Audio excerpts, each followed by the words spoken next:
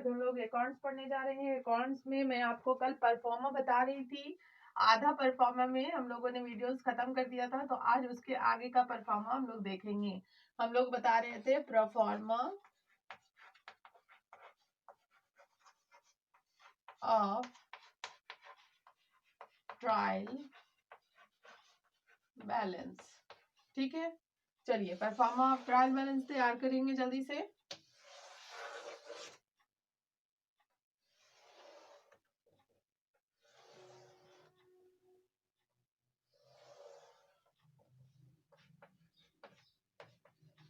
ये debit balance था और ये क्रेडिट बैलेंस था। ये था पार्टिकुलर्स। मैंने आपको 6 तक का बता दिया था कि 6 तक क्या क्या आइटम्स इसमें होते हैं। आज हम लोग देखते हैं 7 आइटम, जिसको हम लोग बोलते हैं रिजर्व एंड सरप्लस अकाउंट। आपको बता दूं, रिजर्व और सरप्लस जो होता है ये प्रॉफिट आइटम्स होते हैं। ठीक है, रिजर्व और सरप्लस जो होता है वो प्रॉफिट आइटम्स होते हैं। और प्रॉफिट आइटम में क्या क्या आता है वो देखिए। प्रॉफिट आइटम में सबसे पहले आता है रिजर्व फंड।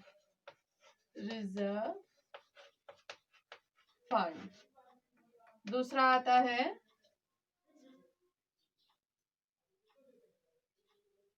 रिजर्व फंड, दूसरा any reserve fund. Reserve fund कुछ भी नाम हो सकता है, अगर कोई भी फंड आइटम हुआ रिजर्व फंड तो उसको हम लोग प्रॉफिट में ही लेते हैं। तीसरा होता है profit and loss account. Profit and loss account. ठीक है, फोर्थ नंबर में हम लोग जब जाएंगे तो फोर्थ नंबर में होता है फिक्टिशियस एसेट्स या अनरियल एसेट्स। फिक्टिशियस एसेट्स जिसे हम लोग बोलते हैं अनरियल एसेट्स। ठीक है, इसे हम लोग बोलते हैं अनरियल एसेट्स। तो देखिए इसमें से जितना भी आपका जाएगा सब क्रेडिट साइड में जाएगा। ठीक है, ये सब फंड आइटम है। देखिए यहाँ कुछ नहीं होगा, यहाँ होगा। फिर यहाँ एनी रिजर्व फंड में यहाँ कुछ नहीं होगा, यहाँ करेंगे। प्रॉफिट एंड लॉस अकाउंट में यहाँ कुछ नहीं होगा, यहाँ करेंगे। ठीक है, तो इस तरह से हम देखते हैं कि ये सब जो फंड आइटम है, जो हमारा प्रॉफिट वाला फंड आइटम है, ये सब कहाँ जाता है? क्रेडिट साइड में जाता है। अब इसके बाद हम लोग को देखना है 8 नंबर में अनरियल एसेट्स। ठीक है, इसको मैं मिटा देती हूँ। इसके बाद हम लोग देखेंगे अनरियल एसेट्स 8 नंबर में।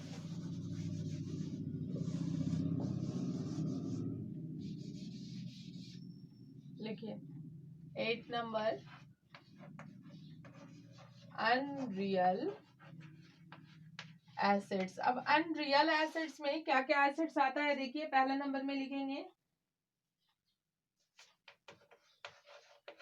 Preliminary expenses. ठीक है, प्रीलिमिनरी एक्सपेंसेस। दूसरा हम लोग लिखते हैं P&L अकाउंट। P&L का अकाउंट का मतलब होता है प्रॉफिट एंड लॉस अकाउंट, लेकिन यहाँ पे अनरियल में लॉस आइटम को शामिल करते हैं। ठीक है, तीसरा नंबर हो जाएगा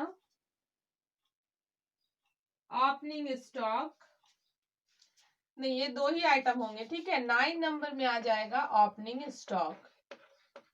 ओपनिंग स्टॉक 10 नंबर में आ जाएगा प्रोविजंस। 10 में आ जाएगा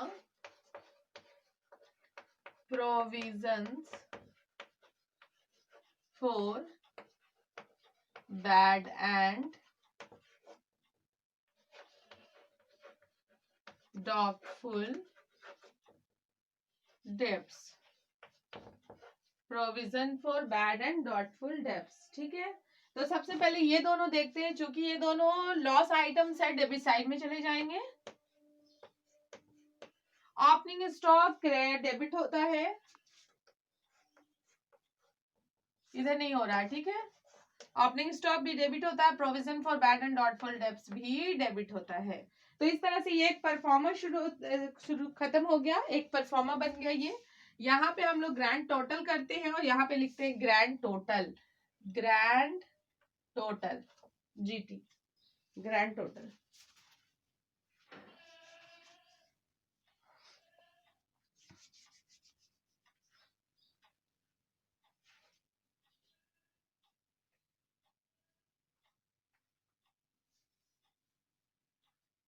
अब एक चीज आप नोट करके लिख ले, नीचे में जहां पे परफॉर्मर खत्म हो रहा है उसके नीचे में लिखिए closing stock will not be put inside trial balance. Closing stock अगर आपको दिया हुआ है, चूंकि ओपनिंग स्टॉक इसमें पुट हो जाता है, लेकिन यदि क्लोजिंग स्टॉक आपको दिया हुआ है तो क्लोजिंग स्टॉक को हम लोग ट्रायल बैलेंस में नहीं डालेंगे। इसमें 2-3 नोट है, देखिए यहाँ पे हम लोग बोलते हैं कि जब दोनों तरफ का डेबिट साइड और क्रेडिट साइड टैली कर जाता है तो हमारा ट्रायल बैलेंस कंप्लीट हो जाता है और ट्रायल बैलेंस सही बनता है। लेकिन जब हम लोग ट्रायल बैलेंस के चैप्टर से क्वेश्चंस लेते हैं और ट्रायल बैलेंस के चैप्टर से क्वेश्चन बनाना शुरू करते हैं तो हम लोग देखते हैं कभी कभी दोनों साइड में सब कुछ सही अमाउंट और सही चीजें डालने के बाद भी बैलेंसिंग फिगर बैलेंस बराबर नहीं होता। हमें कुछ ना कुछ बैलेंसिंग फिगर निकालना पड़ता है, तो इसके लिए नोट होता है। तो आप नोट लिख लें, लिखे note 1, if there is balancing figure either in debit balance column or credit balance column, then that balancing figure will be treated as suspense account। ठीक है, कभी कभी ऐसा होता है कि एक छोटे अमाउंट से या तो डेबिट साइड बराबर नहीं होता या तो फिर क्रेडिट साइड बराबर नहीं होता। अगर सारे अमाउंट को, सारी चीज़ों को एक साथ बैठाने के बाद भी हमारा अमाउंट क्लियरिफाई नहीं हो पा रहा है तो हम लोग इसमें बैलेंसिंग फिगर निकालेंगे, सस्पेंस अकाउंट। उससे कोई फर्क नहीं पड़ेगा कि वो डेबिट साइड का बैलेंसिंग फिगर हो या क्रेडिट साइड का बैलेंसिंग फिगर हो, जिधर भी बराबर होने में थोड़े से अमाउंट की कमी होगी उधर हम अमाउंट डालेंगे बैलेंसिंग फिगर लिख के और उसमें हम लोग लिखेंगे सस्पेंस अकाउंट। ठीक है, नोट नंबर 2 देख लीजिए, if capital account is not given in the question and if there is balancing figure in the credit balance column then that balancing figure will be treated as capital account. चूंकि capital account जो होता है उसको हम लोग किधर डालते हैं, क्रेडिट साइड में डालते हैं। जब कैपिटल अकाउंट को हम लोग क्रेडिट साइड में डालते हैं और देखते हैं कि कैपिटल नहीं दिया हुआ है, हमारे पास जो क्वेश्चन हम लोग बना रहे हैं उसमें कैपिटल नहीं दिया हुआ है, तो हम लोग क्या करेंगे, जो बैलेंसिंग फिगर क्रेडिट साइड आएगा उसको ट्रीट करेंगे कैपिटल अकाउंट की तरह। ठीक है,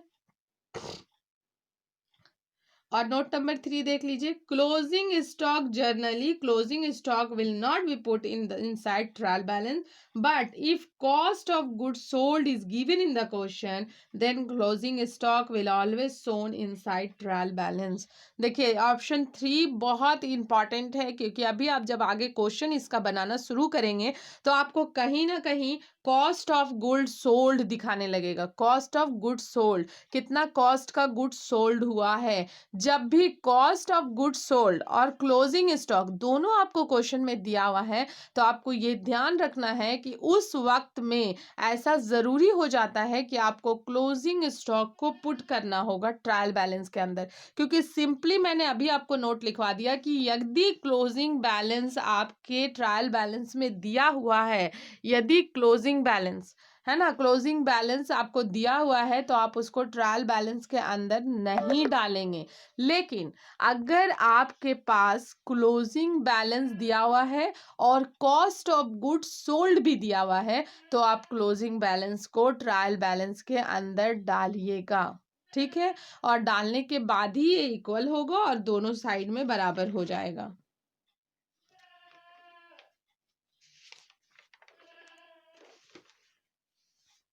इसका बहुत सारा क्वेश्चंस आपको बुक में दिया हुआ है। बुक में देखिए, आप जब जर्नल और लेजर बनाते हैं उसके बाद भी आप ट्रायल बैलेंस बना सकते हैं और ट्रायल बैलेंस बना के ये कंफर्म कर सकते हैं कि हमने जो क्वेश्चन सॉल्व किया है जर्नल और लेजर के थ्रू वो सही है या नहीं। ठीक है, पहला बात। और दूसरी चीज ये है कि जब आप ट्रायल बैलेंस के क्वेश्चन में जाएंगे तो आपको सिर्फ अमाउंट्स दिए रहेंगे और आपको उसे ट्रायल बैलेंस में पुट अप करना है। या तो फिर ऐसा लिखा रहता है कि ट्रायल बैलेंस आपके पास बना हुआ है और उसे जिसने बनाया है वो बहुत अधिक जानकार नहीं था, इसलिए उसने कुछ गलतियां कर दी हैं, तो आपको उस ट्रायल बैलेंस को सुधारना पड़ेगा। तो उसी को देख के आप उसे इस परफॉर्मे के थ्रू आप उसे समझ के बना सकते हैं। ठीक है, जब आप देखेंगे कि अमाउंट को इधर उधर किया गया या उसे सही से सजा के लिखा गया, तो आपका जो अमाउंट है वो दोनों साइड टैली करने लगेगा। तो इस तरह से आप ट्रायल बैलेंस का क्वेश्चन बना लीजिएगा। अच्छा, ये सब जो चैप्टर्स है, देखिए आपकी बुक में कोई 3 चैप्टर लिखा हुआ है, कोई 4 चैप्टर लिखा हुआ, कोई 5 चैप्टर लिखा हुआ, लेकिन जो प्रोसेस है कॉमर्स को पढ़ने का और समझने का, वो डायरेक्टली इसी तरह से चलता है। और जो शुरू में मैंने पैटर्न लिखवाया था, जर्नल, लेजर, ट्रायल बैलेंस, फिर फाइनल अकाउंट, तो उसी हिसाब से मैं पढ़ा रही हूँ। ठीक है, मैंने सबसे पहले जर्नल पढ़ाया, फिर लेजर बताया, फिर ट्रायल बैलेंस बताया, और अब मैं स्टार्ट कर दूंगी फाइनल अकाउंट। फाइनल अकाउंट को समझाने के बाद उसके बाद फिर हम लोग चैप्टर वाइज पढ़ेंगे, जैसे इसमें डेप्रिसिएशन का चैप्टर दिया हुआ है, कैश बुक का चैप्टर दिया हुआ है, तो ये सब हम लोग उसके बाद पढ़ेंगे। ठीक है ना, तो ये चैप्टर वाइज आप जब देखेंगे कि हाँ ट्रायल बैलेंस कहाँ है तो आपको मिल जाएगा चैप्टर, जर्नल कहाँ है तो जर्नल का चैप्टर मिल जाएगा, लेजर कहाँ है तो लेजर का चैप्टर आपको मिल जाएगा। तो उस तरह से आप क्वेश्चन को सॉल्व कीजिए और कुछ क्वेश्चंस भेजिए कमेंट्स में। अगर आपको नहीं समझ में आता है तो मैं उसके बाद उसे बना के बता दूंगी। और एक चीज, आप लोग याद से सारे बच्चे, जितने भी बच्चे कॉमर्स के हैं, 176 बच्चे हैं, सब लोग अटेंडेंस बनाएंगे। 10 बजे से 8 बजे मैं अभी खोल दूंगी इसे, मोबाइल का जो लॉक लगा है, तो 8 बजे से मैं खोलूंगी 10 बजे तक। तो आप 8 से 10 बजे तक प्लीज कोशिश कीजिएगा कि आप इसमें अटेंडेंस बना लें। ठीक है, और इसमें कुछ भी और बातें नहीं लिखिएगा आप लोग। ठीक है, चलिए फिर आज के लिए इतना ही। Thank you.